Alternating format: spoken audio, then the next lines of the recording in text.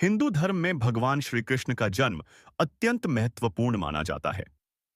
वे भगवान विष्णु के 8वें अवतार माने जाते हैं, जिनका प्रकट होना इस धरती पर धर्म की रक्षा, अधर्म का नाश और भक्तों का उद्धार करने के लिए हुआ।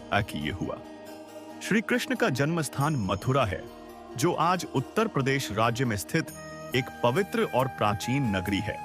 मथुरा गंगा यमुना के दोआब क्षेत्र में बसी हुई है। इसे ब्रजभूमि का केंद्र कहा जाता है। हिंदू शास्त्रों और पुराणों में मथुरा का बहुत बड़ा महत्व बताया गया है। यहां भगवान कृष्ण का जन्म कारागार में हुआ था, लेकिन बाद में उनका बचपन गोकुल, वृंदावन और नंदगांव में बीता। मथुरा न केवल ऐतिहासिक दृष्टि से बल्कि धार्मिक दृष्टि से भी विश्व भर में प्रसिद्ध है। पुराणों में उल्लेख है कि द्वापर युग में कंस नाम का एक अत्याचारी राजा मथुरा पर शासन करता था। कंस अपनी बहन देवकी से बहुत स्नेह करता था, लेकिन जब उसका विवाह यदुवंशी वीर वसुदेव से हुआ, तभी आकाशवाणी हुई कि देवकी की 8वीं संतान ही कंस का अंत करेगी। इस भविष्यवाणी को सुनकर कंस भयभीत हो गया और उसने अपनी बहन और बहनोई को कारागार में बंद कर दिया। कंस ने देवकी के गर्भ से उत्पन्न होने वाली सभी संतानें एक एक कर मार दी, लेकिन जब 8वें गर्भ में भगवान विष्णु ने स्वयं जन्म लेने का निश्चय किया, तब चारों ओर दिव्य प्रकाश फैल गया। देवकी और वसुदेव को भगवान ने अपने विराट स्वरूप का दर्शन दिया और कहा वे स्वयं धरती पर धर्म की स्थापना के लिए अवतरित हो रहे हैं। श्री कृष्ण का जन्म भाद्रपद माह की अष्टमी तिथि को आधी रात में रोहिणी नक्षत्र के समय हुआ। उस रात कारागार में अद्भुत घटनाएं घटी। सारे पहरेदार गहरी नींद में सो गए। कारागार के ताले और बेड़ियां अपने आप खुल गए और चारों ओर दिव्य प्रकाश छा गया।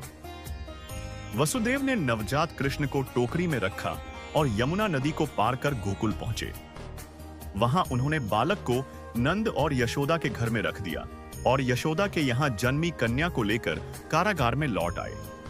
जब कंस ने उस कन्या को मारने का प्रयास किया, तो वह कन्या आकाश में उड़कर देवी के रूप में प्रकट हो गई और बोली कि अरे मूर्ख, तेरा विनाश करने वाला तो कहीं और जन्म ले चुका है। मथुरा की पवित्र नगरी, जहां भगवान कृष्ण ने जन्म लिया, उस स्थान को आज श्री कृष्ण जन्मभूमि मंदिर कहा जाता ही है। यह मंदिर मथुरा का सबसे पवित्र तीर्थ स्थल है। लाखों भक्त प्रतिवर्ष यहां दर्शन करने आते हैं, विशेषकर जन्माष्टमी के अवसर पर।